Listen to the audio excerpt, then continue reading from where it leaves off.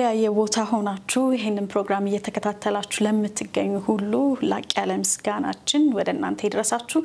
ፕሮግራማችን አሁንም የሚቀጥል ነው የሚሆነው ተመልካቾቻችን። ዛሬም እንደተለመደው የተለያዩ መሰናዶችን ይዘን ወደ ተመልካቾች የምናቀርብ ነው የሚሆነው። ከነዚህ መካከል መሲ ግጥም ይኖረናል። በራሄል አሸናፊ ሚስጥሬና ቅጽል ስም አትስጠኝ የተሰኘው ግጥም ወደ ተመልካቾች የሚደርስ ነው የሚሆነው። ከዚያም ደግሞ ዜና ማራናታ በዓለማችን ላይ ተከናወኑ ክንውኖችን ነፃነቷ ቆማ አሰናርታ ወደ ተመልካቾች ታደርሳለች። ካሉን እንግዲህ ሁለቱ እነዚህ ናቸው። የሚቀሩን ሁለት ናቸው። እነሱን ደግሞ አንተ ለተመልካቾች ትነግርልናለህ። ሰሞኑን እንግዲህ በቅርቡ ፓስተር ቤኒን ወደዚህ ምድር ይመጣል ተብሎ እየተነገረ ያለበት ጊዜ ነው ያለነው። ከሱ ጋር በተያያዘ ከአማርኛ ቲዩብ ላይ ያገኘነውን እሱን እናቀርባለን። ባለፉት ተከታታይ ሳምንታት ስናቀርበው የነበረው ምህረት የተሰኘው ፊልም ደግሞ ክፍል 9 ዛሬ የሚቀርብበት ነው። ከዛ ውጪ እንግዲህ የተለያዩ ዝማሬዎችን በየመሃሉ ጣልቃን ጋብዛለን። እንግዲህ መልካም ጊዜ ሆነልን። ጌታ ኢየሱስ ክርስቶስ የተባረከና የተቀደሰ ጊዜን ይስጠን። በጣም አድርገን እንወዳቸዋለን። የመጀመሪያውን ፕሮግራም እንድታስተዋውቂ ግጥም ነው የሚሆነው። ወደ ተመልካቾች የሚደርሰው ቀዳሚ ፕሮግራማችን በገጣሚ ራሄል አሸናፊ ሚስጥሬና ቅጽል ስም አትስጠኝ ይሰኛል። ግጥሙን ተከታትለን ወደ እናንተ የምንመለስ ነው የሚሆነው።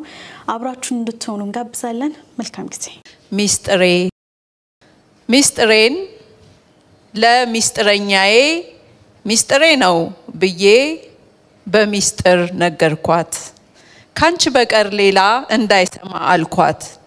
እሷም በበኩሏ ጥብቅ ሚስጥር ብላ ለሌላ ነገረች እንዳት ነገር ብላ። ያም የተነገረው እንዳት ነግሪ ብሎ ነገራት ለሚስቱ፣ ሚስቲቱም ለሌላ። ከዚያንም በኋላ ሌላው ለጓደኛው። በመካከላችን መደባበቅ የለም ስለተባባሉ ጓደኛው ለጮኛው። እንደዚህ እያለ በዛ ሚስጥረኛው። አየ ሚስጥር ነገር ስራው በካከነ ስሙን አንቆል ሊቀር ይላል።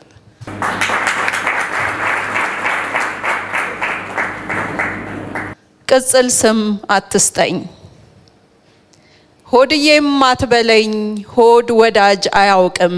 ቀን የጎደለለት ጥሬ ካፍ ሊለቅም። አንጀቴም አትበለኝ ካንጀትም ትርፋለ። አመመኝ ያለለት ተቆርጦ የተጣለ። እናትም አትበለኝ አምጬ ሳልወልድህ። አማቴ ከፍቷቸው እንዳይፈላ ጉድህ። እምዬም አትበለኝ ያቺ ታናሽትህ ሰምታ እንዳትጠምደኝ። እሙዬም አትበለኝ ያቺ ታናሽትህ ሰምታ እንዳትጠምደኝ። ጩቤዋን ጨብጣ እንዳታሳድደኝ። ዘመዴም አትበለኝ ልብህ እያወቀ ደሜ ከደምህ ምንጭ ዘልቆ እንዳልጠለቀ። ይህን ሁሉ ትተህ በኔነቴ ኮርተህ አንተነትክን ሰጥተህ ከጎንህ ከበቀልኩ አንድ አጥንት ወስጄ ስጋህን ከለበስኩ እኔ አንተን መሆኔን ከልብህ ካመንከው ድንበር አበጅተህ ቅጥሩን ካልከለልከው በርግጥ ካጣመርካት ነፍስህን ከነፍሴ ፍቅር መዋሃድ ነው አይደለም ውዳሴ። በዚህ ከተስማማን ያዳም ዘር በሙሉ ራሱን ስለማይጥል ፍቅር አካሌ ብለህ በራስህ ስም ጥራኝ ቅጥል አታንጠልጥል።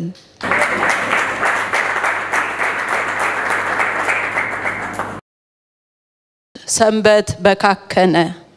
ካዘቦት ቀን ብሶ ሰንበት በካከነ። አርፎ ማሳረፉም የልምንጀራ ሆነ። ሰው ቃሉን ተጠምቶ አምልኮን ናፍቆ ከሰባት ቀናቶች አንዲት ቀን ደብቆ እግሮቹ ቸኩለው ሲገባ ከቤቱ እፎይ ማለት ቀረ ተቀላቅሎ ቆየው ሰንበት ካዘቦቱ።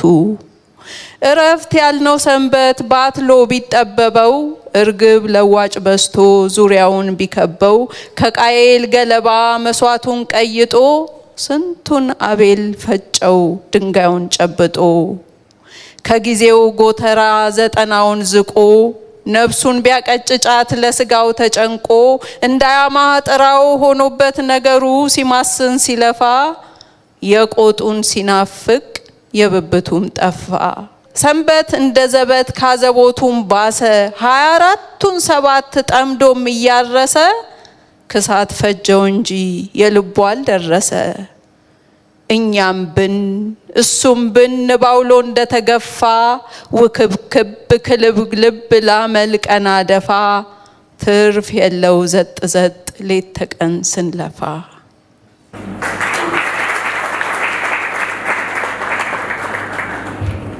ክብራትና ክብራን የምትከታተሉት የማራናታ ፕሮግራማችንን ነው በድጋሚ አብራችሁ እንድትቆዩ በጣም በአክብሮት እንጋብዛለን ገጣሚ ራሄል አሸናፊ በተለያዩ ግጥሞቿ በጣም የምናቃት እጅግ የተወደደች ገጣሚ ናት ራሄልን በጣም ከልብ እናመሰግናለን ቀጣዩ ፕሮግራማችን ደግሞ ዜና ማራናታ ነው ከትራንስጀንደር ጋር የተያያዘ ሰሞኑን በጣም ትልልቅ መረጃዎች እየተነገሩ ያሉበት ሁኔታ ነው ያለው ከወደ ጀርመን ምንድነው የተሰማው ከወደ ጀርመን ያው የማይሰማ ነገር የለም በተለይ ከአውሮፓ ብዙ ዜናዎችን እንግዲህ የምናገኝበት ቦታም ነው እንግዲህ ከወደ ጀርመን ወደ 22000 የሚጠጉ ሰዎች ትራንስጀንደር እንዳረጉ ጾታቸውን ከሴት ወደ ወንድ ከወንድ ወደ ሴት እንደቀየሩ እየተነገረ ነው በጀርመን ሀገር ህጉ ከመውጣቱ ጋር ተያይዞ ነው ይሄ ቁጥር እየጨመረ የመጣው ባለማችንም ላይ እንግዲህ ትራንስጀንደር በጣም በስፋት እየተስተዋለ ያለ ጉዳይ ነው ማራናታ ፕሮግራማችን ላይ በጣም በተደጋጋሚ አንስተነዋል ይሄን ድሮም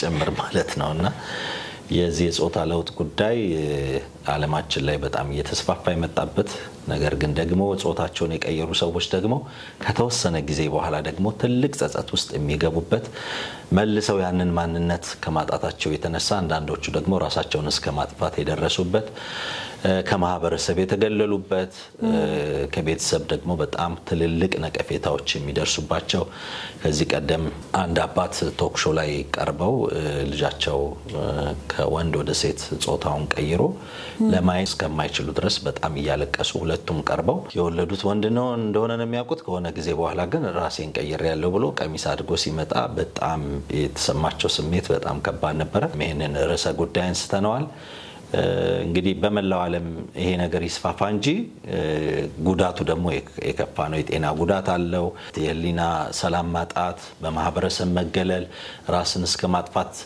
የመድረስ ሁኔታ እንደዚህ አይነት ነገሮች በዚህ ትራንስጀንደር ወይም ጾታቸው በሚቀይሩ ሰዎች ላይ የሚታይ እውነታ ነው እንግዲህ ያው አብዛኞቹ የውጭ ዜጎች ስለሆኑ እነሱ በተለያየ መንገድ እንደሚሰሙት እናምናለን ግን ደግሞ በእኛ ቋንቋ ለምትሰሙን በውጭ ዓለም በተለይ ላላችሁ እዚህ ሀገሮች ደግሞ እንደዚህ አይነት ነገር ትንሽ የሚዳዳችሁ ሰዎችም ካላችሁ ፍጻሜው ይሄው እንደሆነ እንድታውቁ ለመግለጽ ያህል ነው ወደዛው እንለፍ ይመስለኛል ሌላ መረጃ ካለ ያው ወደዚሁ ነው የምናልፈው በስፋት እንግዲህ ነፃነቱ አቁማ ተመልክቷለች ሌሎችም የዜና ማራናታ ጥንቅሮች አሉ ዜና ማራናታ ይቀጥላል መልካም ጊዜ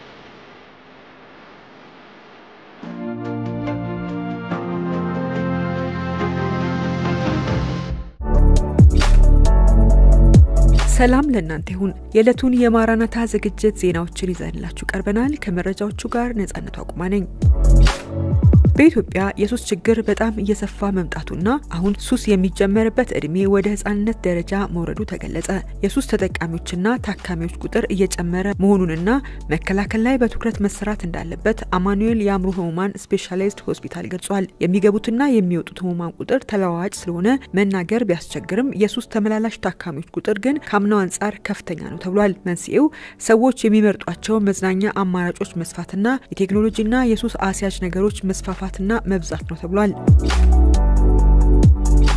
አፍሪካ ሰላም እየራቃትና በተለያዩ የአህጉሪቱ ክፍሎች ጦርነትና ግጭቶች ሲከሰቱ የበርካቶች መሞትና መጎዳት እንዲሁም ሀገር ጥለው መሰደዳቸው አሳዛኝ ዜና እየተሰማ ይገኛል። በጎረቤት ሀገር ሱዳን የአርኤስኤፍ ታጣቂ ቡድን በኤል ፋሽር ቢያንስ 1500 ሰዎች መግደሉ ተሰምቷል። የፈጣን ድጋፍ ሰጪ ኃይል አርኤስኤፍ በቅርቡ በሱዳን ምዕራብ ዳርፉር ግዛት ኤል ፋሽር ከተማን በያዙበት ወቅት ባደረሱት ጥቃት በርካታ ሰዎች ተገድለዋል ሲል የሕክምና ቡድንና ተመራማሪዎች ተናግረዋል።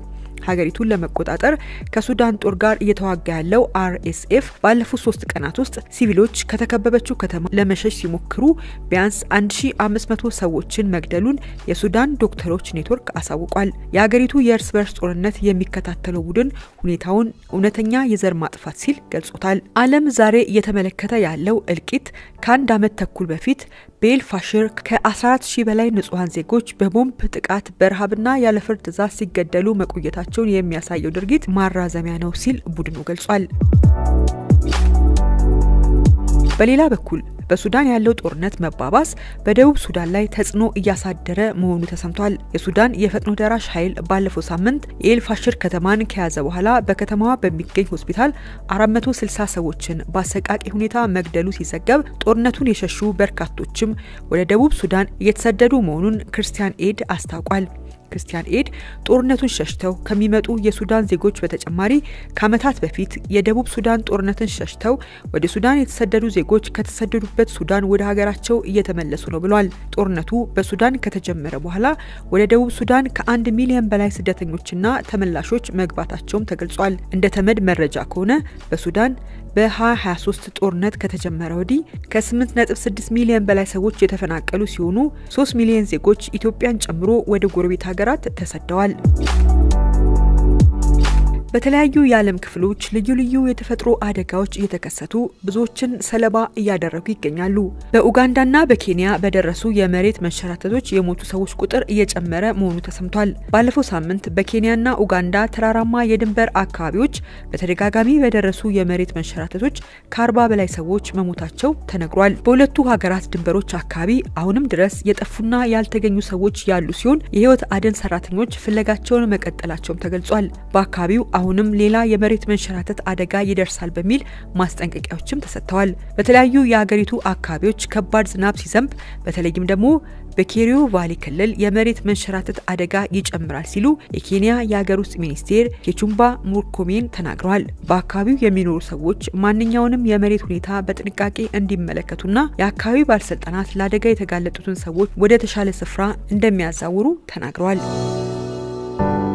በፊሊፒንስ ደግሞ በከባድ አውሎ ንፋስ ከ114 በላይ ሰዎች ህይወታቸው ማለፉ ተሰምቷል። ፕሬዝዳንት ፈርናንድ ማርቆስ የአስቸኳይ ጊዜ አዋጅ መታወጁንም ተናግረዋል። ፕሬዝዳንቱ እስካሁን ድረስ የተጎጂዎች ቁጥር በትክክል እንደማይታወቅ ገልጸው 127 ሰዎች መጥፋታቸውንም አስታውቀዋል። በማዕከላዊ ፊሊፒንስ የደረሰው ኃይለኛ አውሎ ንፋስ ቢያንስ 144 ሰዎችን ህይወት ሲነጥቅ በመቶ ሺዎች የሚቆጠሩ ሰዎች ቤታቸውን ጥለው እንዲሰደዱ ምክንያት መሆኑን ባለስልጣናት ተናግረዋል። ካልማጊ የሚል ስያሜ የተሰጠው አውሎ ንፋስ 49 ሟቾች የተመዘገቡት በሴቡ ማዕከላዊ ደሴት ላይ ሲሆን በደሴቱ የሚገኙ ሁሉም ከተሞች በጎርፍ ተጥለቅልቀዋል። ቪዲዮዎች ባሳዩት መረጃ መሰረት ሰዎች በከፍታ ስፍራ ላይ በመውጣት ሲጠለሉ፣ መኪናዎችና የእቃ ማጓጓዣ ኮንቴነሮች በጎዳናዎች ላይ በጎርፍ ተይዘው ታይተዋል።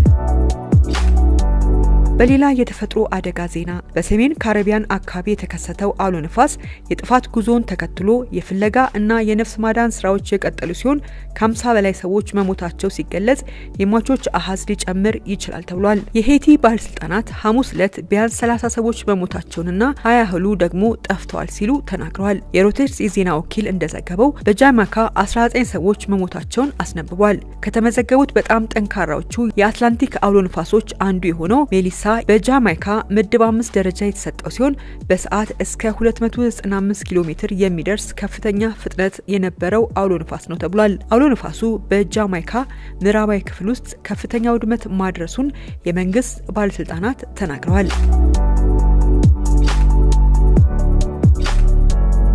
በአፍጋኒስታን ደግሞ በሬክተር ስኬል 6.3 የተለካ ከባድ የመሬት መንቀጥቀጥ አደጋ መከሰቱ ተሰምቷል። በሰሜን አፍጋኒስታን በደረሰ የመሬት መንቀጥቀጥ አደጋ ቢያንስ የ8 ሰዎች ህይወት ማለፉን የአካባቢው ባለስልጣናት የገለጹ ሲሆን የነፍስ አድን ጥረቱ በመቀጠሉ የሟቾች ቁጥር ሊጨምር እንደሚችልም ተነግሯል። 180 ሰዎች ቆስለዋል ሲሉ በአቅራቢያው ያለ ግዛት የጤና ዲፓርትመንት ቃል አቀባይ ሳሚን ጆይንዳ ተናግረዋል። የመሬት መንቀጥቀጡ ወደ 500,000 የሚጠጉ ሰዎች መኖሪያ በሆነችው ማዛር-ኢ ሻሪፍ ላይ ሰኞ ረፋድ በአካባቢው ሰዓት አቆጣጠር 4 ሰዓት ላይ ተከስቷል። በዩናይትድ ስቴትስ የጂኦሎጂካል ሰርቬይ መሰረት 6.3 የተለካው የመሬት መንቀጥቀጥ 28 ኪሎ ሜትር ጥልቀትና በብርቱካናማ ቀለም ማስጠንቀቂያ ደረጃ የሚገኝ ከፍተኛ ጉዳት ሊያደርስ የሚችል ነው ተብሏል። የባልክ ግዛት የታሊባን ቃል አቀባይ ሀጂ ዘይድ በኤክስ ላይ ባሰፈሩት መልእክት በዋና ከተማዋ ማዛር ሸሪፍ ብዙ ሰዎች ተጎድተዋል ሲሉ ጽፏል።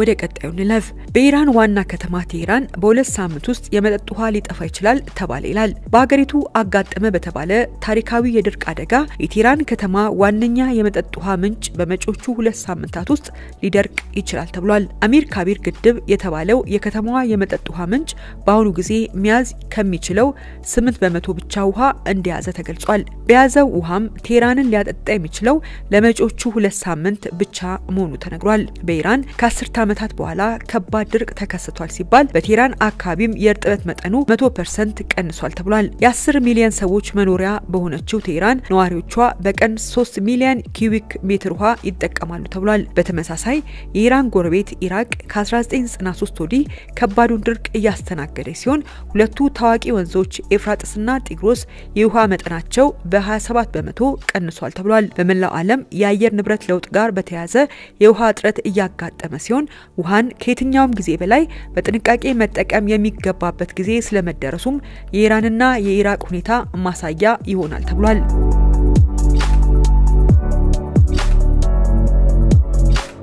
በማድመጥ ላይ ያላችሁት የማራናታ ዝግጅት ዜናዎችን ነው። በዓለም ሀያላን ሀገራት መካከል የጦር መሳሪያ እሽቅድምድሙ ተባብሶ ቀጥሏል። የአሜሪካው ፕሬዝዳንት ዶናልድ ትራምፕ አሜሪካ በአስቸኳይ የኒውክሌር ፕሮግራም ሙከራዋን ዳግም እንድታስጀምር ማዘዛቸው ተሰምቷል። ትራምፕ የጦር ቢሮአቸው ይህንን ሙከራ በቶሎ እንዲጀምር ያዘዙ ሲሆን ውሳኔው ዓለም አቀፍ እኩልነትን ለማስጠበቅ ወሳኝ እርምጃ ነው ብለዋል። ሩሲያ ከቀናት በፊት ከ15 ሰዓት በላይ በአየር ላይ መቆየት የሚችልና 8000 ማይልስ መጓዝ የሚችል የኒውክሌር ሚሳኤል ሙከራ ያደረገች ሲሆን ትራምፕ ሙከራውን ተከትሎ በዓለም ላይ ትልቁ ባህር ሰርጓጅ በባህር ዳርቻዎቻችን አለን 8000 ማይልስ መጓዝ አይጠበቅብንም ብለው ነበር። ትራምፕ የኒውክሌር ባለቤት ሀገራት ሙከራ እያደረጉ ባሉበት ሁኔታ አሜሪካ አለማድረጓ ፍትሃዊ እንዳልሆነ እንድምታ ሲሰጡ የአሜሪካ ወደ ሙከራ ዳግም መመለስ በአውዳሚው የጦር መሳሪያ ዙሪያ ያለውን ውጥረት አባብሶታል ተብሏል። በተመሳሳይ ዜና ፑቲን አሜሪካ የኒውክሌር ሙከራዋን ከቀጠለች ሩሲያ ያጸፋ እርምጃ እንደምትወስድ መናገራቸውም ተሰምቷል። ዩናይትድ ስቴትስ ከ10 ዓመታት ቆይታ በኋላ የራሷን የኒውክሌር ሙከራ እንድትቀጥል ፕሬዝዳንት ዶናልድ ትራምፕ ትዕዛዝ መስጠታቸውን ተከትሎ የሩሲያ አቻቸው ቭላዲሚር ፑቲን በክሬምሊን ከፍተኛ ባለስልጣናት የኒውክሌር ጦር መሳሪያ ሙከራ እንደገና ለመጀመር የውሳኔ ሀሳቦችን እንዲያዘጋጁ ትዕዛዝ ሰጥተዋል ተብሏል። የሩሲያ መሪ ለጸጥታው ምክር ቤት እንደተናገሩት ዩናይትድ ስቴትስ ወይም ማንኛውም የኒውክሌር ሙከራ ክልከላ ስምምነት ፈራሚ ሀገር የኒውክሌር ጦር መሳሪያ ሙከራዎችን ቢያካሂድ ሩሲያ አጸፋዊ እርምጃዎችን ለመውሰድ ግዴታ አለባት ማለታቸውን ክሬምሊን ገልጿል። እንደ አውሮፓውያን አቆጣጠር በ1991 ከሶቪየት ህብረት ውድቀት በኋላ ሞስኮ የኒውክሌር ጦር መሳሪያ ሙከራዎችን አላደረገችም። ነገር ግን ካለም ትልቁ የኒውክሌር ጦር መሳሪያ ባላቸው በሁለቱ ሀገራት መካከል ያለው ውዝግብ ከቅርብ ሳምንታት ወዲህ እየጨመረ መጥቷል። ቀጣዩ ዜና በቨርጂኒያ የሚገኝ አንድ ክርስቲያን ፎቶግራፍ አንሺ የግብረ ሶዶማውያን ሰርግ ላይ ፎቶግራፍ ለማንሳት እንደማይገደድ ስምምነት ላይ መደረሱን ይመለከታል። ፎቶግራፈሩ ቦብ አብዴግሮቭ በክርስትና እምነቱ ምክንያት የተመሳሳይ ጾታ ታጋቢዎች ሰርግ ላይ ፎቶግራፍ ለማንሳት ፈቃደኛ ባለመሆኑ ክስ ቀርቦበት የነበረ ሲሆን በፎቶግራፍ አንሺውና በኮመንዌልዝ መካከል በተደረገ አዲስ ስምምነት መሰረት በቨርጂኒያ የሚኖረው ይህ ፎቶግራፍ አንሺ ለተመሳሳይ ጾታ የጋብቻ ስነ ስርዓቶች አገልግሎት ለመስጠት አይገደድም ተብሏል። ቦብ አብዴግሮቭ በቨርጂኒያ በ2020 ተግባራዊ መሆን በጀመረው ህግ ላይ ክስ የመሰረተ ሲሆን ህጉ የጾታ ዝንባሌንና የጾታ ማንነት ላይ የሚደረጉ መድሎችን ለመከላከል በሚል ይወጣ ነበር። አብዴግሮቭ ባለፈው አርብ ከቨርጂኒያ ጠቅላይ አቃቢ ህግ ጄስ ማየሬስ እና ከቨርጂኒያ የሲቪል መብቶች ቢሮ ጋር ስምምነት ላይ የደረሰ ሲሆን ባለስልጣናቱ ፎቶግራፍ አንሺው ባለው ሃይማኖታዊ አቋም ምክንያት በግብረ ሶዶማውያን ሰርግ ላይ ፎቶግራፍ የማንሳት አገልግሎት ለመስጠት እንደማይገደድ ስምምነት ላይ ተደርሷል። ለፎቶግራፈሩ አብዴግሮቭ አሊያንስ ዲፌንዲንግ ፍሪደም የተባለ ወግ አጥባቂ የህግ ቡድን በፍርድ ቤት የተከራከለለት ሲሆን የህግ ቡድኑ በአሜሪካ ጠቅላይ ፍርድ ቤት የመጀመሪያ የህግ ማሻሻያ ጉዳዮች ላይ በተሳካ ሁኔታ ተከራክሯል ተብሏል። የኤዲኤፍ የህግ አማካሪ ጆን ዌድማል በሰጡት መግለጫ መንግስት አሜሪካውያን የማያምኑበትን ነገር እንዲያደርጉ ማስገደድ አይችልም ብለዋል። ወደ ቀጣዩ ንለፍ። በዛችው ሀገር በአሜሪካ ያለ አንድ የሴቶች መጽሔት ጾታውን ከወንድነት ወደ ሴትነት የቀየረን ሞዴል የዓመቱ ምርጥ ሴት ብሎ መሰየሙን ይመለከታል። በተፈጥሮ ወንድ የነበረውን ሞዴል ጌና ሮቤሮ የ2023 የግላሞር መጽሔት ከዓመቱ ምርጥ ሴቶች መካከል አንዱ አድርጎ መርጦታል ተብሏል። በአንድ ማህበራዊ ሚዲያ ላይ ሮቤሮን የማይታጠር ኃይል ያላት ሲል የገለጸ ሲሆን እሷ ምርጥ ሞዴል፣ አክቲቪስት፣ ፕሮዲውሰር እና ደራሲ ናት በማለት አሞካሽቶታል። የሌዲ አፕ አሜሪካ አስተናጋጅ የሆነችው ዲያና ካናዳ ከፎክስ ኒውስ ጋር ባደረገችው ቃለ ምልልስ በውሳኔው ላይ ያላትን ተቃውሞ አሰምታለች። ወንዶችን እንደ ሴት የሚያወድሱ የሴቶች መጽሔቶች ድርጊት ይህንን እብደት መደበኛ እንዲሆን የሚጥሩ ናቸው በማለት ገልጻ በድ ላይትና ታርጌት ያሉ ታላላቅ ኮርፖሬሽኖች ጋር በመሆን ለዚህ ድርጊት የድርሻቸውን እየተወጡ ነው ትላለች።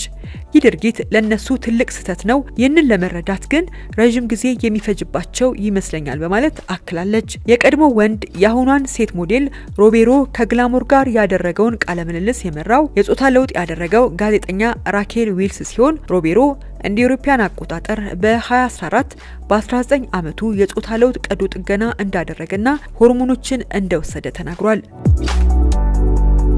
በተመሳሳይ ዜና በጀርመን ከተደረገ የህግ ለውጥ በኋላ ከ22000 በላይ ሰዎች በይፋ ጾታቸውን መለወጣቸው ተነገረ። ባለፈው ዓመት ይህን መሰል ድርጊትን የሚያመቻች አዲስ ህግ በስራ ላይ ከዋለ ወዲህ ከ22000 በላይ የጀርመን ዜጎች ጾታቸውን በይፋ መቀየራቸውን ከምክር ቤቱ የወጣ አዲስ መረጃ አሳይቷል። ከኖቬምበር 2024 ጀምሮ በጀርመን ያሉ ሰዎች በተወለዱበት ጊዜ የነበራቸውን ጾታ እንዲሁም የመጀመሪያ ስማቸውን ለምዝገባ ጽሕፈት ቤት ማመልከቻ በማስገባት መቀየር ይችላሉ ያለ ሲሆን የጾታ ምደባዎቹም ወንድ፣ ሴት፣ ሁለቱም ጾታና ጾታው ያልተለየ የሚሉ እንደሆኑ ተገልጿል። ይህ የህግ ለውጥ ስራ ላይ ከዋለ በኋላ በመጀመሪያ ወር 7057 ሰዎች ወደ መዝገብ ቤት በመሄድ ጾታቸውን የቀየሩ ሲሆን የፌዴራል ስታቲስቲክስ ጽሕፈት ቤት ከህዳር 2024 እስከ ጁላይ 2025 ባለው ጊዜ ከ22000 በላይ ሰዎች ጾታ ቀይረዋል ብሏል።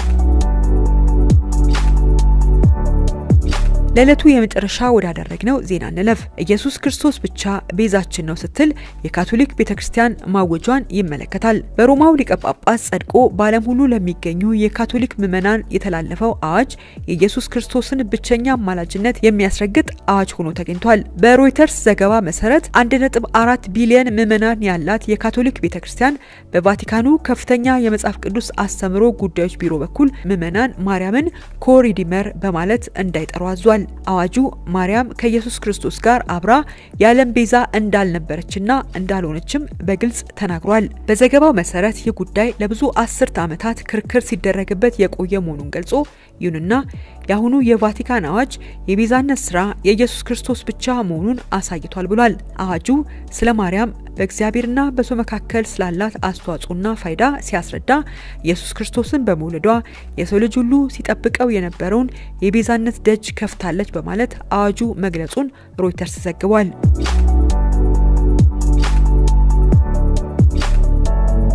ለለቱ ያዘጋጀንላችሁ ከተለያዩ ሀገራዊና ዓለም አቀፍ መገናኛ ብዙሃን ያገኘናቸው መረጃዎች እነዚህ ነበሩ። ከቀጣዮቹ የማራናታ ፕሮግራም ዝግጅቶች ጋር መልካም ቆይታ ይሁንላችሁ። ሰላም ለእናንተ ይሁን።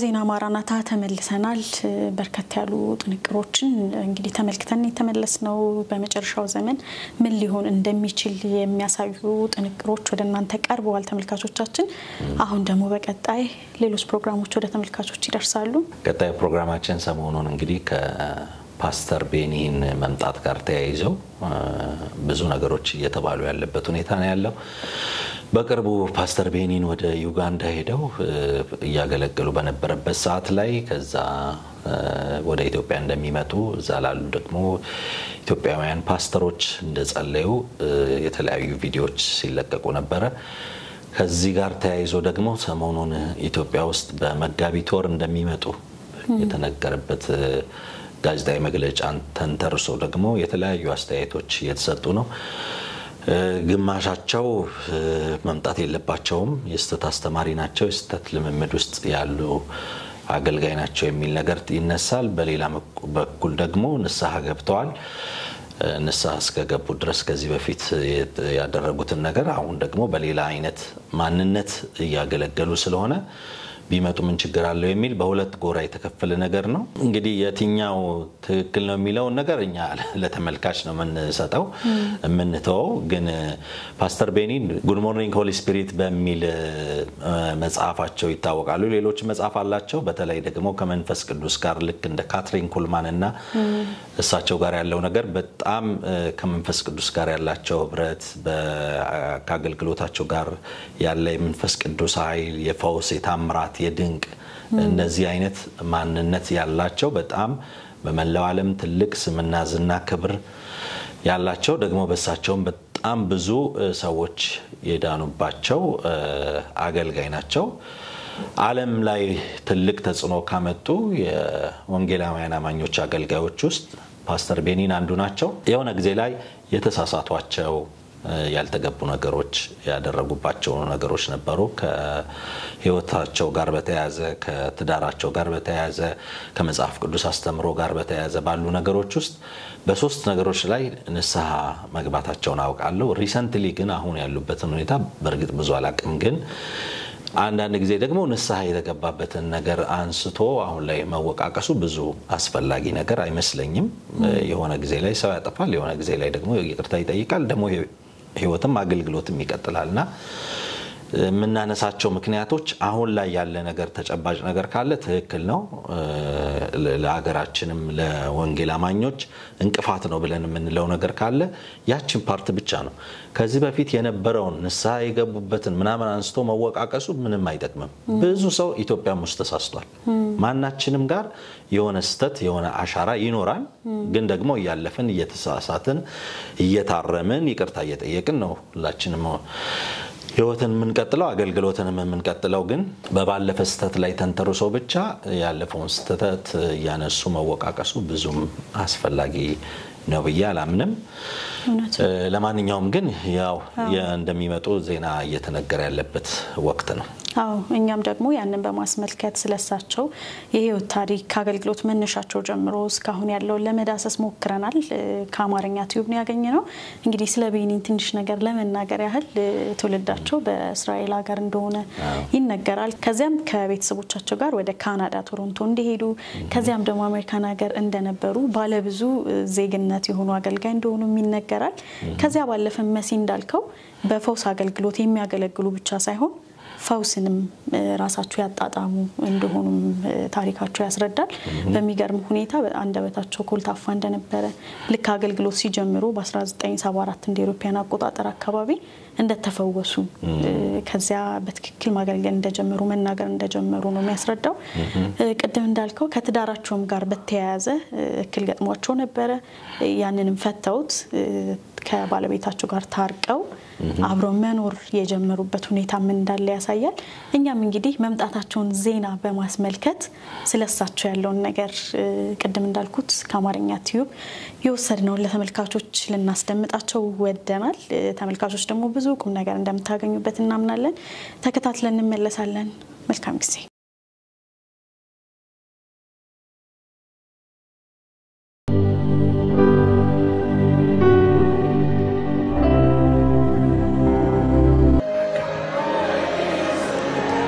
Take it!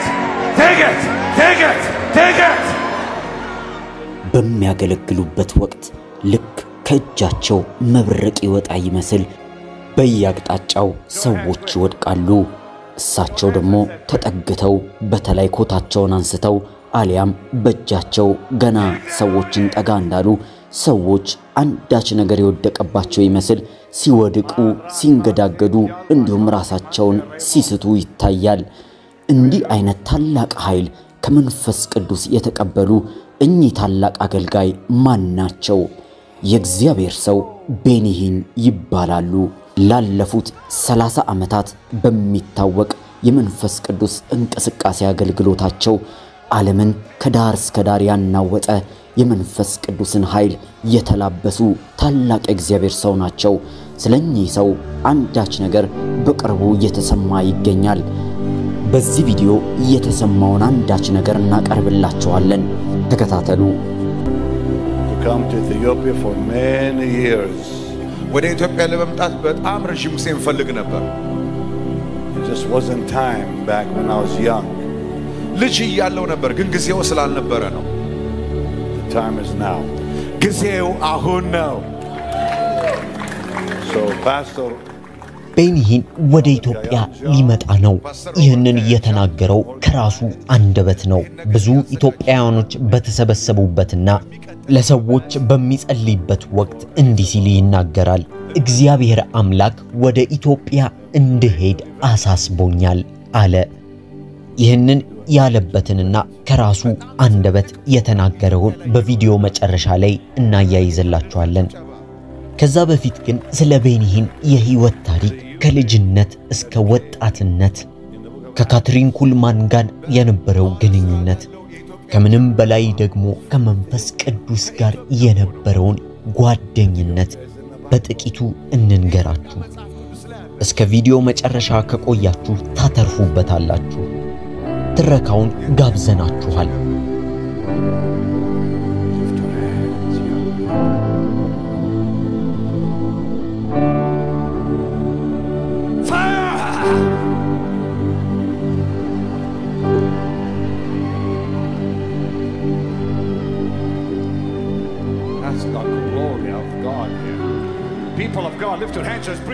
በጥንቲቷ እስራኤል አገር በጃፋ ከተማ ህዳር 24 ቀን 1946 ዓመተ ምህረት ቶፊቅ ቤንዲክተስሂን ወይም ዓለም በምታውቀውና በምትጠራበት ስሙ ቤኒሂን ተወለደ። ቤኒሂን ገና በልጅነቱ እጅግ በጣም ጭምትና ዝምተኛ ህፃን ነበር። ረጋ ያለና ሁሉም ሰዎች ሊወዱት የሚችለው አይነት ጸባይ አለው። ቢሆንም ቤኒሂን ያድግ የነበረው በተረጋጋ ከተማ ውስጥ አልነበረም። ሁሉ ጊዜ ጦርነት፣ ጊዜ ሰቆቃና ሰላም የሌለበት ከተማ ውስጥ ነበር። በዚህ ምክንያት ቤተሰቦቹ የ16 ዓመቱን ቤኒሂን ይዘው ወደ ቶሮንቶ ካናዳ ያቀናሉ። በዚህም ሰዓት አገር በመቀየራቸው ምክንያት የቤኒሂን ጭምተኝነትና ዝምታ የባሰ መጣ። በካናዳ ውስጥ ያሉ የእድሜ አቻዎቹ በቤኒሂን ያሾፉበታል፣ ይቀልዱበታል። ከክፍል ጓደኞቹ ጋር አይደለም ከአስተማሪዎቹ ጋር መግባባት ይከብደዋል። ለምን ካላችሁ ቤኒሂን ለእንግሊዘኛ ቋንቋ እንኳን አዲስ ነበር። ለመግባባትም ሆነ የሚፈልገውን ነገር ለመናገር ለማስረዳት እጅጉን ይከብደዋል። በትምህርት ቤት ውስጥ እንኳን ኖሮ እንደሌለ ይቆጠራል። ወጣቱ ቤኒሂን ከምዕራባዊው ዓለም ጋር ለማዋሃድ እጅግ በጣም ይከብደዋል። በዚህ ሁሉ አለመታየትና መደብዘዝ ውስጥ ግን እግዚአብሔር የቤኒሂንን ልብ አይቶት ነበር። የ16 ዓመቱ ቤኒሂን በአንድ ጓደኛው አማካኝነት በፒተርስበርግ የሚገኝ ከተማ አንድ ግብዣ ይቀርብለታል። ይህም ግብዣ አንድ ካትሪን ኩልማን የምትባል ሴት አገልጋይ የምታገለግልበት መድረክ ነው። በሰዓቱ ይቺ አገልጋይ ካትሪን ኩልማን በፈውስ አገልግሎት የምታገለግልበት ቀን ነበር። ቤኒሂን ይቺ አገልጋይ ማን እንደነበረች እንኳን ምንም የሚያውቀው ነገር አልነበረም። ነገር ግን የጓደኛውን ግብዣ ሳይንቅ እግዚአብሔር ወዳዘጋጀለት ድግስ ሄደ። ይህ የቤኒሂንን ጉዞ ሀብሎ የሚጀምርና የህይወቱን አቅጣጫ ለአንዴና ለመጨረሻ ጊዜ የሚቀይር አጋጣሚ አገልግሎት ነበር።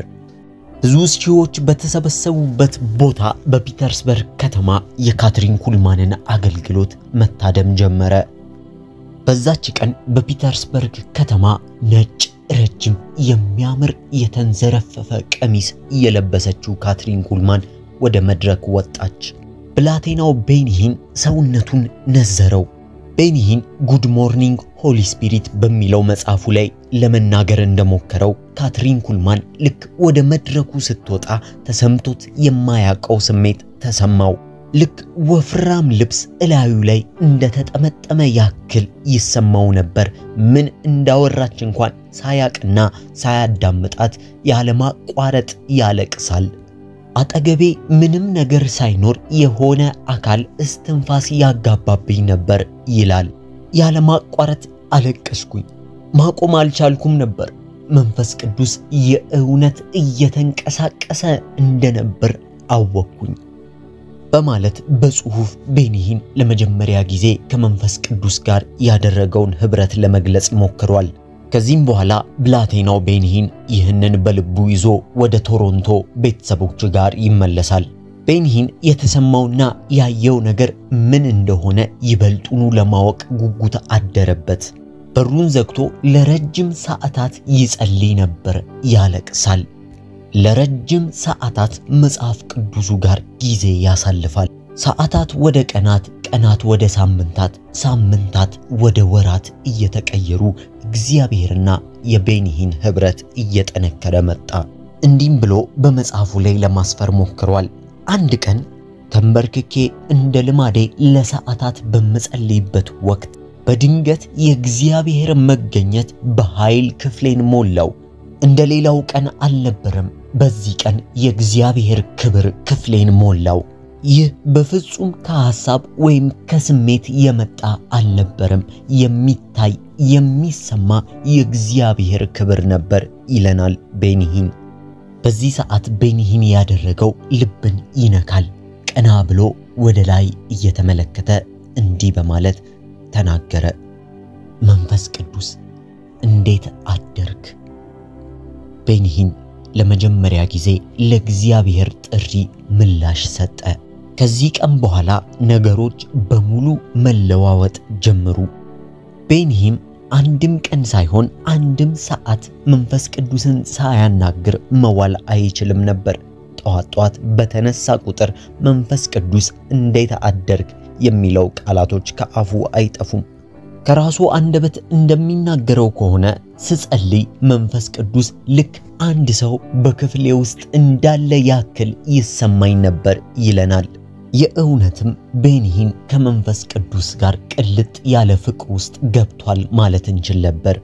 አንዳንድ ጊዜ በባስ ተሳፍሮ ለመሄድ ሲፈልግ ቤኒሂን 2 ቲኬት ይገዛ ነበር።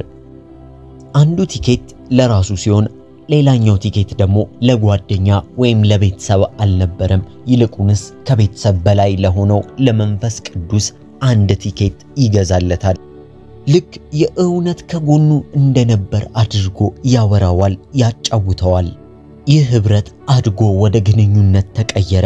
አንዳንድ ጊዜ ቤኒሂን በቤት ውስጥ ሆኖ ለረጅም ሰዓታት ከጸለየ በኋላ ቤተሰቦቹ ወደ ተሰበሰቡበት ክፍል ልክ ሲገባ ቤተሰቦቹ ይወድቁ ነበር። እናቱ በጉልበቷ ተንበርክካ ማልቀስ ትጀምራለች። ወንድሙ ያለማቋረጥ ለረጅም ሰዓታት ያለቅስ ነበር። ቤኒሂን ከመንፈስ ቅዱስ ጋር የነበረው ጊዜ አይታማም ነበር። ማንም ሰው ይመሰክርለታል። ካፌ ውስጥ እንኳን በሚገባበት ወቅት 2 ነገር ያዛል። አንዱ ለራሱ፣ አንዱ ደግሞ ለመንፈስ ቅዱስ። ይህ ነገር ሁሉ ጊዜ አስተናጋጆቹን ግራ ያጋባ ነበር። ቤኒሂን ግን በፈገግታ ያልፈዋል። ቤኒሂን መንፈስ ቅዱስን ልክ እንደራሱ አካል አድርጎ ይቆጥረው ነበር። ያለ መንፈስ ቅዱስ አይንቀሳቀስም። ብዙ ሰዎች ቤኒሂንን እንዲህ ብለው ያሙታል።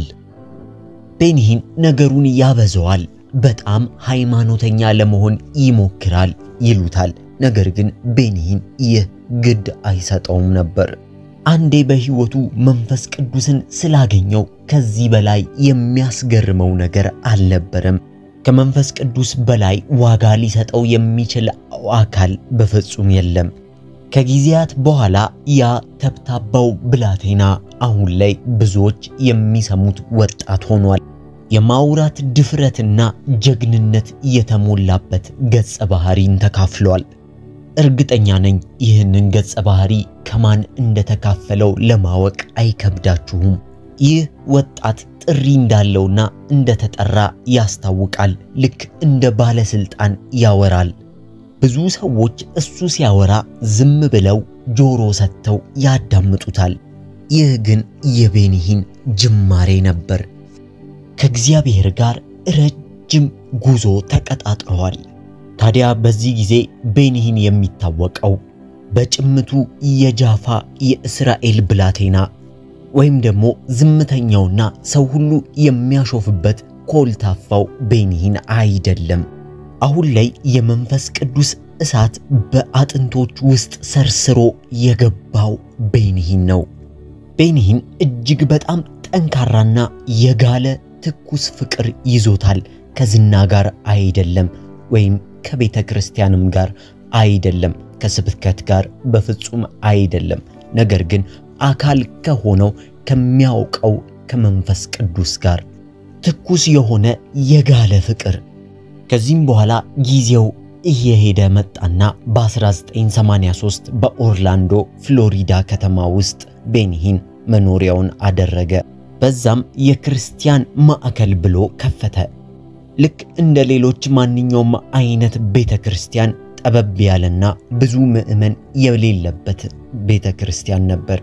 ቤኒሂን ቀለል ባሉ አገልግሎቶች ጀመረ። ነገር ግን ቤኒሂን በውስጡ የእግዚአብሔርን ክብር የማሳየት እሳት ይቀጣጠልና ይነድ ነበር። ለብዙ ጊዜያት ይጾማል፣ ይጸልያል፣ አምላኩን ያመልካል። ልክ ጊዜው ሲደርስ እግዚአብሔር አምላክ ቤኒሂንን አከበረው። ገና ቤኒሂን ወደ መድረክ ወጥቶ መዘመር ሲጀምር ብዙ ህዝቦች ይፈወሳሉ። ማንም ሰው እጅ ሳይጭንባቸው፣ ማንም ሰው ለግላቸው ሳይጸልይ ሰዎች ይፈወሱ ጀመር። ይህንን ክስተት የተፈወሱት ሰዎች እግዚአብሔር ወደኔ መጣ ሲሉ ይገልጹታል። ቤኒሂን እንዲህ ሲል ብዙ ጊዜ ይደመጣል። ለመንፈስ ቅዱስ ቅድሚያ ይሰጣል። እኔ ይቺን ሴት ይህን ሰው አልፈወስኩትም፣ የፈወሰው መንፈስ ቅዱስ ነው። እኔ ባለውበት ቦታ ብቻ ነው የቆምኩት ይላል። እነዚህ ምስክርነቶች በየከተማው መሰራጨት ጀመሩ። ሰዎች ስለ ቤኒሂንና ስለ መንፈስ ቅዱስ መስማት ጀመሩ። በቤኒሂን ጠባባ ቤተክርስቲያንና ጥቂት ምዕመን በሚገኝበት ስፍራ ህዝብ መጉረፍ ጀመረ። የመንፈስ ቅዱስን ሥራ ብዙ ሰዎች መስማት ጀመሩ። ይህንን ለማየት ሰዎች ከየዓለም አቅጣጫው ይፈልሱ ጀመር። ቤኒሂን በሚያገለግልበት ጊዜ ህዝብ ለማየት ብዙ ሰዓታትን ይቆም ነበር። ቤኒሂን ሥራው በማስተማር ብቻ አልተገደበም። የሚያስተምረውን መንፈስ ቅዱስ ከሰዎች ጋር ያስተዋውቀው ነበር። ሰዎችም መስማት ብቻ ሳይሆን ከመንፈስ ቅዱስ ጋር ህብረትና ግንኙነት አድርገው ይመለሳሉ። እግዚአብሔር ለቤኒሂን ብዙ ድልን ያዘጋጅለታል። ቀስ በቀስ ዓለም አቀፍ ክሩሴዶችን ማዘጋጀት ጀመረ። ዓለም ላይ ያሉ አማኞችም አላማኞችም ቤኒሂንን ያውቁት። ቤኒሂን ለመንፈስ ቅዱስ እጅግ በጣም ታላቅ ዋጋን በህይወቱ ላይ ይሰጠው ነበር። በዚህም ምክንያት መንፈስ ቅዱስ ለቤኒሂን ብዙ ነፍሳትንና ተሰሚነትን ሰጠው። አንድ ጊዜ ቤኒሂን በናይጄሪያ ውስጥ ባዘጋጀው ክሩሴድ ከ7 ሚሊዮን ህዝብ በላይ ተገኘ። የተገኙትን የህዝብ ብዛትና ከጫፍ እስከ ጫፍ ለማየት በፍጹም አይቻልም። በናይጄሪያ ውስጥ ታይቶ የማይታወቅ ክሩሴድና የህዝብ ብዛት ቁጥር ተብሎ ይወራለታል። የቤኒሂንና የመንፈስ ቅዱስ ጉዞና ሥራ በናይጄሪያ ብቻ አልተገደበም፣ ወደ ህንድም ተዘዋወረ። በህንድ ውስጥ ብዙ ሚሊዮኖች እንዲድኑና እንዲፈወሱ ምክንያት ሆነ። ብዙዎች በቤኒሂንና በመንፈስ ቅዱስ ሥራ ይገረማሉ። ብዙዎች ከዓላማኝነት መንፈስ ቅዱስ የእውነት እንደሆነ ማመን ጀመሩ። የሚታዩት ተአምሮች ለማመን የሚከብዱ ነበሩ። በህንድ ውስጥ ከውልደት ጀምሮ ማየት የተሳነው አንድ ሕፃን ልጅ ቤኒሂን በሚዘምርበት ሰዓት አይኑ በራ።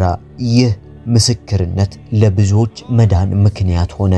ለ12 ዓመታት በዊልቸር ላይ የምትሄድና ግማሽ ሰውነቷ ፓላራይዝድ የሆነች ሴት ተፈወሰች፣ መቆም ቻለች። ይህንን የተመለከተ ባለቤቷ በድንጋጤ ወደቀ። ሌላም ሰው ቤኒሂን በሚዘምርበት ወቅት የእግዚአብሔርን ድምጽ በጆሮዬ ሰምቻለሁ ብሎ ለረጅም ጊዜያት ሲያለቅስ ነበር። ይህ ቤኒሂን በሚያገለግልበት ጊዜ ከብዙ ጥቂት የሆነ ምስክርነት ነው። ቤኒሂን ዓለም አቀፋዊ ሰው ሆነ። የሰማያትን አየር የተሸከመ ሰው በመባል ታወቀ። በዚህ ሁሉ የመንፈስ ቅዱስ ሥራ አንድ የማይደሰት አካል ነበር። አዎ ገምታችሁታል፣ ዲያብሎስ። ሚዲያዎች በሙሉ ፊታቸውን ወደ ቤኒሂን ማዞር ጀመሩ። ግማሹ ይህ እውነት አይደለም፣ ሊሆን አይችልም ይላል። ግማሹ ደግሞ ይህ እውነት ነው፣ የአይን እማኞች ነን በማለት ይናገራሉ። ብዙ ሐሳቦች ስለ ቤኒሂን ይሰነዘራሉ። ቤኒሂን ግን አንዳቸውም ግድ አይሰጠውም ነበር። ስለሱ የፈለገ ቢወራ ቤኒሂን አንድ ነገር ይናገራል። እኔ እዚህ ያለሁት ለዝና ለመታወቅ አይደለም፣ የእግዚአብሔርን ክብር ለማንጸባረቅ እንጂ በማለት ይናገራል። ይሁን እንጂ ሁሉም በአንድ የሚስማሙበት ሐሳብ ነበር። ቢፈልጉም ባይፈልጉም ዓለም ይህንን ያክል ተአምራትና ፈውስ አስተናግዳ አታውቅም። በቤኒሂን አገልግሎት የሚሰሙ ፈውሶች በፍጹም በሳይንስ መልስ ሊገኝላቸው የማይችሉ ነበሩ። ከተሰሩ ጀምሮ ሞልተው የማያውቁ ስቴዲየሞች ቤኒሂን በሚያገለግልበት ወቅት ከመሙላት አልፈው ተትረፍርፈው ብዙ ሰዎች ይመለሱ ነበር። በተለያዩ ትላልቅ ከተሞች ልክ እንደ ሌጎስ፣ ሙምባይ፣ ለንደን፣ ኒውዮርክ የመሳሰሉ ትላልቅ ግዙፍ ከተሞች ላይ አገልግሎት አድርጓል።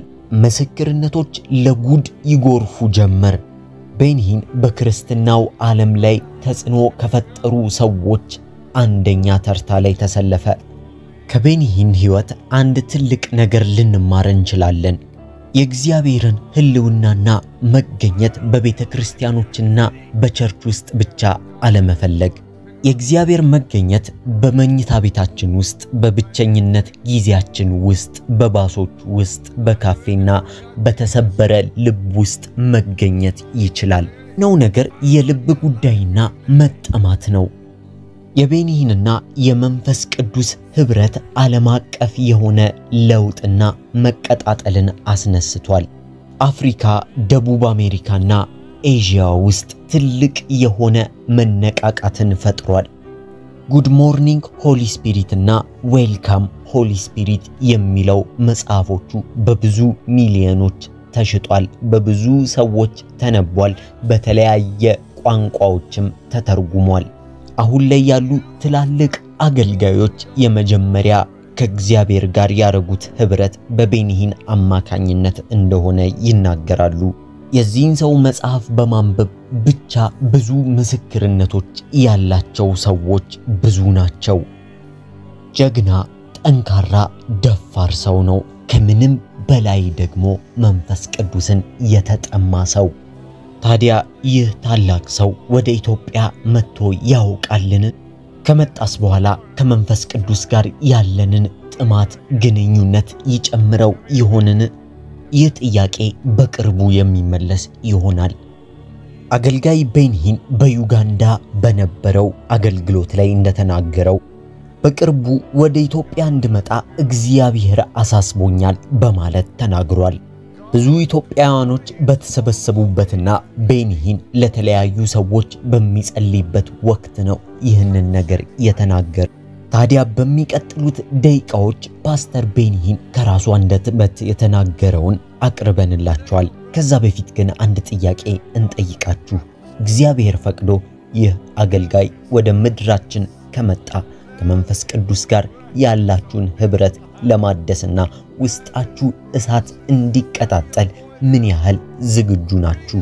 ፓስተር ቤኒሂን በዩጋንዳ የነበረውን አገልግሎት እነሆ እንላችኋለን። And you are from Ethiopia.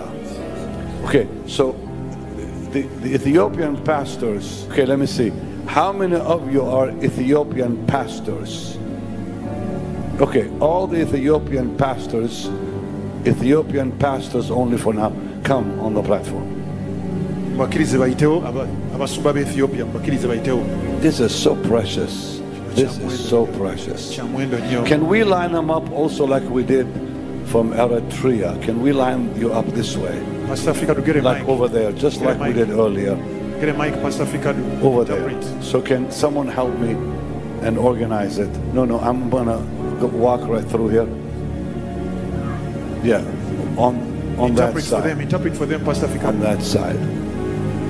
It's really interesting how I just said you pray in the spirit, and the man waved his flag from Ethiopia, because I wasn't thinking. Okay, now we need to have them in one line, and everyone on that side. አንድ መስመር እዚህ ጋር እንይዛለን ሌሎቻችሁ ከኋላ ትሆኑና ሌላ መስመር ትሰራላችሁ አንድ መስመር እንሰራለን ከኋላ ደግሞ ሌላ መስመር ከኋላ ሌላ መስመር ስሩ ከኋላ You are very special to the Lord. እናንተ ለጌታ ልዩ ናችሁ I've had a desire to come to Ethiopia for many years. ወደ ኢትዮጵያ ለመምጣት በጣም ረጅም ጊዜ እንፈልግ ነበር It just wasn't time back when I was young. ልጅ እያለሁ ነበር ግን ጊዜው ስላልነበረ ነው The time is now. ጊዜው አሁን ነው So Pastor Robert Gayanja, Pastor Robert Gayanja is going to organize ይሄን ነገር ያዘጋጅልናል next year በሚቀጥለው አመት for Addis Ababa እንመጣለን a major event. We're going to do a major event. በጣም ትልቅ ፕሮግራም ኢትዮጵያ ላይ ይኖረናል አረ ለጌታ ልልታ ጭብጨባ The eunuch that came in the book of Acts በሐዋርያት ሥራ ላይ ያለው የኢትዮጵያው ጃንደረባ was from Ethiopia. ከኢትዮጵያ እኮ ነው Ethiopia is in the Bible. ኢትዮጵያ መጽሐፍ ቅዱስ ላይ አለች Very special country. የተባረከች ሀገር ነች Now dearest Jesus, ኢየሱስ thank you again እናመሰግንሃለን ዛሬ for this amazing night, ድንቅ ስለሆነው ስለዚህ ምሽት amazing privilege. ትልቅ ስለሆነው እድል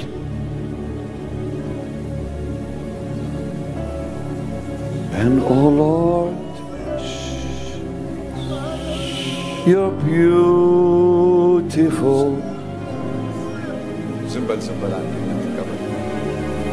Your face is all I seek. And when your eyes are on this child, your grace abounds to me. Oh Lord, you're beautiful. Tell him, saints, your face is all I seek. And when your eyes are on this child, your grace abounds to me. Jesus, what a wonder you are. Oh, how true that is. You are so gentle. Bless them, Lord, and bless Ethiopia mightily with revival. So pure and so kind. Shine. Sing it for me, Jim. Like the bright morning star. Jesus, what a wonder you are. Again, Jim. Jesus. What a wonder you are. You are so gentle, so pure and so kind. Help him up. የተጸለየላችሁ ተነሱ። You shine. Help him down. Like the bright morning star.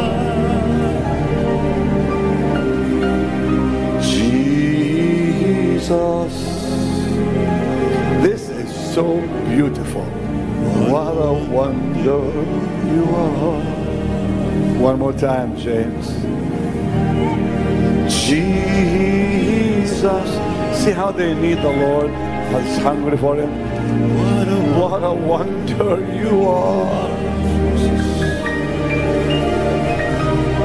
You are so gentle.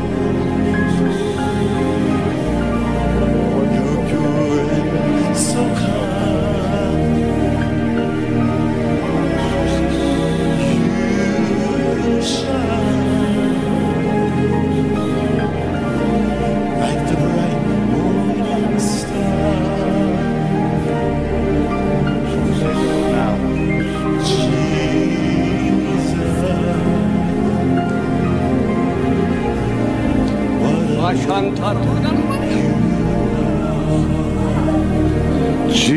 Jesus, what a wonder you are. You are so gentle, so pure and so kind. Help him down. You shine like the bright morning star. Jesus,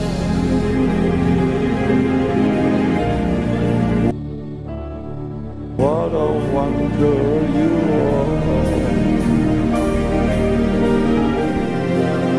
Jesus, Thank you, Lord, for this moment. what a wonder. Thank you for the privilege. You are so gentle, you're pure and so kind. You shine like the bright morning star. Jesus, What a wonder you are. These are the precious people of Ethiopia. እነዚህ ድንቅ የኢትዮጵያ ሰዎች ናቸው። What a wonder you are. You are so gentle. Come closer. So pure and so kind. Lord, bless these pastors.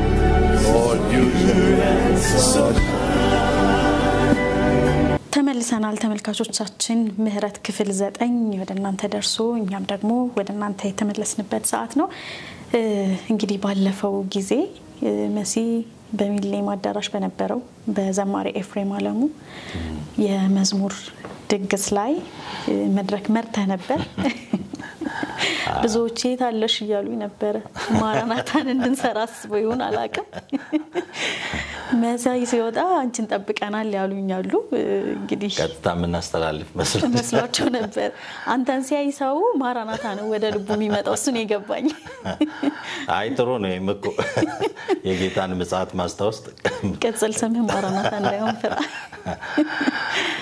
እግዚአብሔር ይመስገን እኔ ብዙ ኮንሰርት መሄድ ሰው አይደለም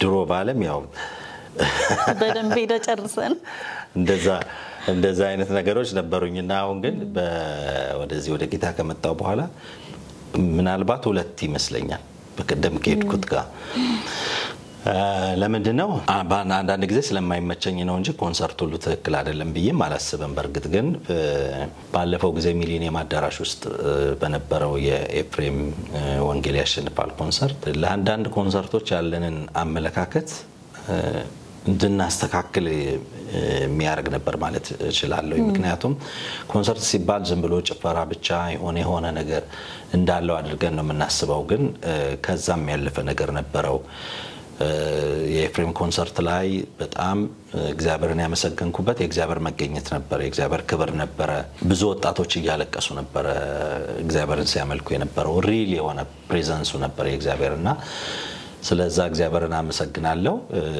ሁለተኛ ነገር ደግሞ እንዲሁ ዝም ብሎ አምልኮ ብቻ መሄድ ሳይሆን ስለ ስራ ፈጠራ የታፑ ባለቤት ፓስተር ማርቆስ ነበርና እሱ ስለ ስራ ፈጠራ እንዴት እነሱ የታፑን እንትን ከመጀመሪያው ጀምሮ ሲጀምሩ ከነበረበት አሁን ስለደረሱበት እኔም ደግሞ በምሳሌነት የቲኬ ኢንተርናሽናል ሆቴል ባለቤትን ከምን እንደተነሱ ዛሬ ስላላቸው የቲኬ ህንጻና ሪዞርቱንም ሁሉ መነሻቸው ምን እንደነበረ አነሳ ነበርና እዛ ብዙ ወጣቶች ነበሩና በጣም ኢገር ሆነው ነው ሲሰሙ የነበሩትና ነገ እናንተ እዚህ ከፍታ ላይ ትደርሳላችሁ ስራ ስሩ ከትንሽ ነገር መነሳት ትልቅ ደረጃ ያደርሳል የሚል መልእክትም ጭምር ነበረው ከወንጌል ጋር በተያያዘ ተነሳ የእግዚአብሔር ቃል ነበር በጣም በሚያስገርም ሁኔታ በቄስ ዶክተር ገለታ ሲሜሶ የቀረበ በጣም የሚገርም መልእክት ነበርና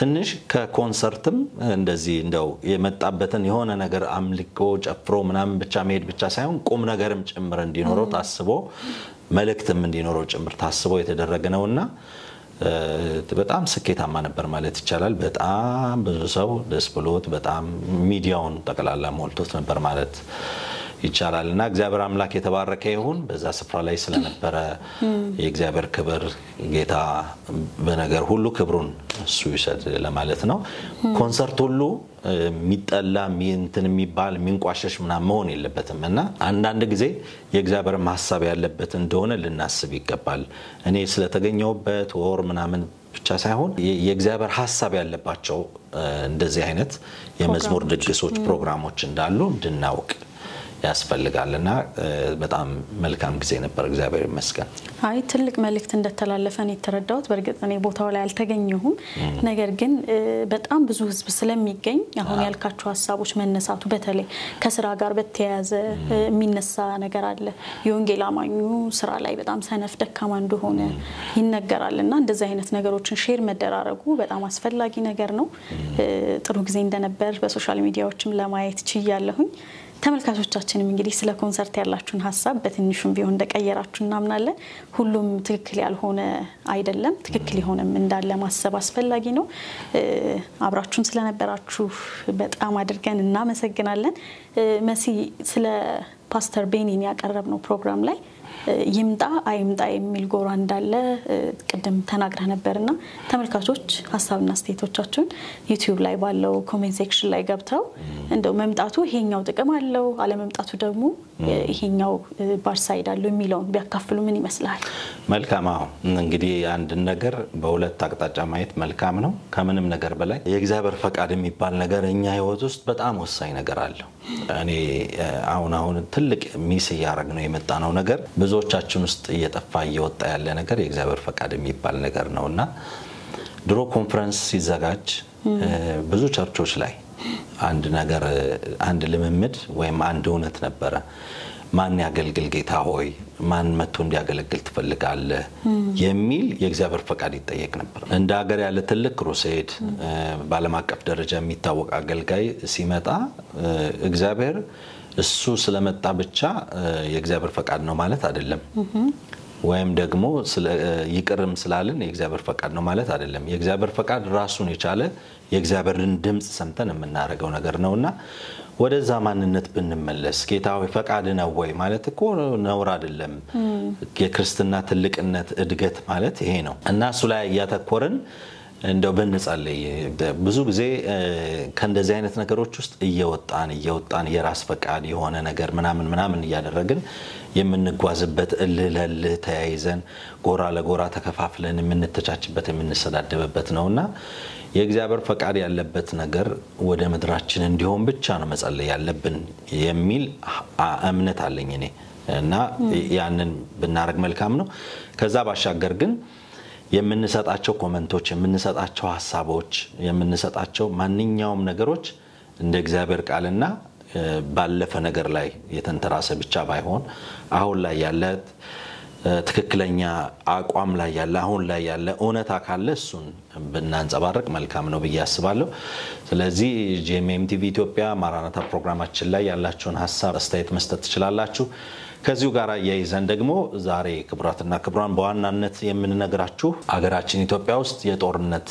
ድባብ አለ ጦርነት ያንዣበበ ያለበት የጦርነት መንፈስ ምድሪቱን እየተቆጣጠረ ያለበት ጦርና የጦርን ወሬ በጣም እየሰማን ያለንበት ጊዜ ውስጥ ነው ያለነው ስለዚህ ዳግም እልቂት እንዳይሆን ዳግም በወንድማማቾች መካከል ደም መፋሰስ እንዳይሆን እንደ ፖለቲካ ሰዎች ሳይሆን እንደ መንፈሳዊ ሰዎች ሆነን ልንጸልይ የክፉን ሐሳብ ልንቃወም መቼም መጽሐፍ ቅዱስ ላይ ጦርንም የጦርንም ወሬ ተሰሙ ዘንድ ግድ ነው ቢልም ደግሞ ጠላት ደግሞ ደም ለማፍሰስ ደም ለመጠጣት የተለመደውን አይነት ነገር ለማድረግ የሚመጣበት ያንን ደግሞ ስራ እኛ ለማፍረስ የምንነሳበት ወቅት እንደ መንፈሳዊ ሰው እናስብ እንደ ፖለቲካ ሰዎች የፖለቲካ ሰዎች ያንን ያስቡ እኛ ግን እንደ መንፈሳዊ ሰዎች የጠላትን ስራ ማፍረስ ያለብንን መቃወም ያለብንን እንደ ክርስቲያን ተክተን በዚህ ዙሪያ ላይ ከማንንም ወገን ሳንሆን ማፍረስ ያለብንን ነገር እንድናፈርስ መትከል ያለብንን ነገር እንድንተክል የእግዚአብሔር ፈቃድ ብቻ እንዲሆን መጸለይ ከኛ የሚጠበቅ ነው እንጂ ጎራ ለይቶ መሰዳደብ ጎራ ለይቶ መቃወም ጎራ ለይቶ መደገፍ የክርስቲያና አይደንቲቲ ወይም ማንነት አይደለም እኛ ክርስቲያኖች ነን ደም መፋሰስን የምንፈልግ የምንጠማ ወደዛና ወደዚህ ምን ሆን ሰዎች አይደለም ከባለፈው ብዙ መማር ያለብን ይመስለኛልና ይሄንን በጣም አደራ ለማለት እንወዳለን ለምድራችን አጥብቀን እንጸልይ ሁሌም እንደምንጸልየው በተረፈ እንግዲህ ያው በሚቀጥለው ሳምንት እንደጌታ ፈቃድ እንገናኛለን አዎ ትልቅ መልእክት ነው መሲ ያስተላለፍከው እንግዲህ ምክርን ሰምታችሁ ደግሞ እናንተ እንደምትጸልዩ እናምናለን ተመልካቾቻችን የዛሬው ፕሮግራማችን ይሄንን ነበር የሚመስለው ሳምንት እንደምንገናኝ እናምናለን ጌታ ይፈቅድና ብንኖር እስከዚያው ግን ሰላም